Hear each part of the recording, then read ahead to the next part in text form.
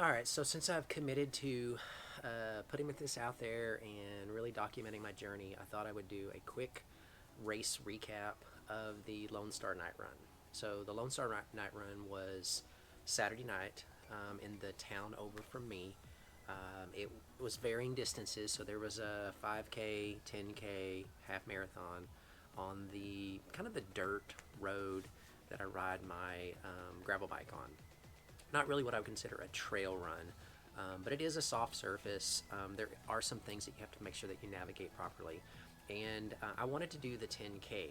Now, I didn't sign up in advance because I wasn't sure I was going to be physically able to. I actually tweaked my back Friday morning after my swim, and so spent a good part of Friday with my TENS unit hooked up to my back, giving myself electroshock therapy Friday and then into Saturday. But Saturday afternoon, we did some running around. If you followed the weekly vlog, you saw Diane and I made it to all the places. And I was feeling well enough to where I wanted to give it a try. So I got all my stuff together. I went on a line to register, and it showed to be sold out. So for a moment, I started to just give up. But I was like, you know what? It's a local race. I'm gonna give it a shot. So I drove over to Weatherford. It's about a 30-minute ride. Got there, got in line. They pointed me to the race director. Race director hooked me up. So obviously, I filmed a short little segment right after speaking to the race director that will show now. All right, guys, you know this. Racing local, supporting your local community is always a good thing to do. And let me tell you what happened to me. So there was a race scheduled for the town over from me. It's actually the on the course where I ride my gravel bike a lot. And it's a nighttime race. I wasn't sure if I was going to make it, so I didn't sign up. I've always been able to sign up the day of. I checked, the registration showed to be open. I was getting ready to head over. It's about 30 minutes away from my house. I go on to register, and it shows sold out. And I'm just like, no, no, no. But I thought for a minute, and I was like, you know what? I'm going to go ahead and go. I'm going to go ahead and just see, right? So I drive over, get in line. It's actually pretty crowded. Get up to the front of the line, ask me my name. I'm like, I actually didn't register. Is it possible? And they're like, hey, see the guy over with the shorts? I go over there, plead, I don't want to say I pled my case because he was actually super cool. He's like, you got cash? I'm like, I do. And he's like, cash is king. Gets me signed up, got my event shirt, got my bib. I'm getting ready to go. So I don't know that I can do a 10K, but we're going to find out.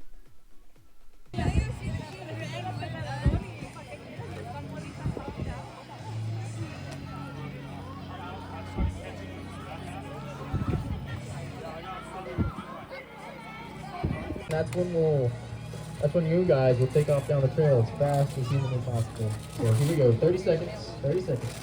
Y'all can start making your way up a little bit more, a little bit more. There we go, start making your way forward. Here we go. And then I wanted to get footage on course, but it was actually so dark, and with the lights from the headlamps, it was just making the camera act all squirrely. So I didn't get any actual race footage. But just know that it was a very surreal experience because in front of me for the longest period of time, all I could see were lights in the distance. Some people had the light up vest. Most people had the headlamps. And then after I was about a mile and a half in, or no, I guess I was about a mile in, the fast 5K runners had already made the turnaround, and so I would see their headlamps coming toward me in the distance. I got to the halfway mark. I was feeling good. Continued to run probably halfway between there and the 10K turnaround. The fast 10K runners were headed towards me, so I could see their headlamps.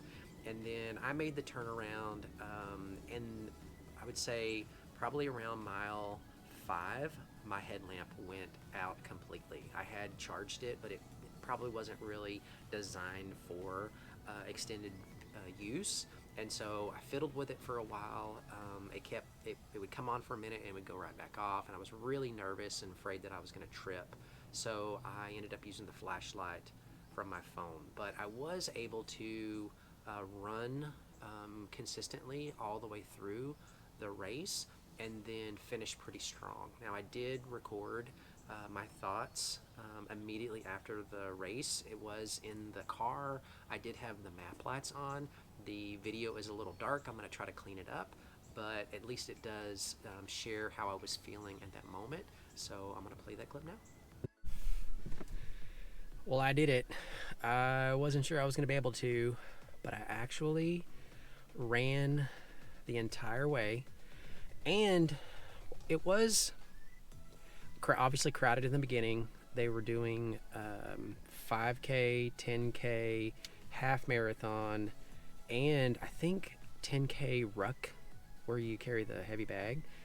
And so it was super crowded in the beginning. After the first probably half mile, it started to thin out a little bit. I started towards the back because I knew there were going to be some super fast runners, and there were. But before I knew it, I got to the turnaround for the 5K, so I was a mile and a half in. I was feeling pretty good. It was right about 15 minutes. So I was trying to do the math. Okay, how, if I'm at X, 31 at the turnaround for the 10K, that'll be, a 5K. That'll be pretty good for me at this fitness level. And then hit the turnaround. I didn't realize it, and I should, because I ride this course all the time with my bike. The first mile and a half or 2 miles is uphill, and so the last 2 miles I was really moving. I haven't looked at my splits, but I definitely think I negative split this race. So I think, according to my watch, I was at an hour and 2 minutes, which I know is not a blazing fast 10K, but it's the longest I've ran since Ironman St. George training, really, because I didn't run the St. George course.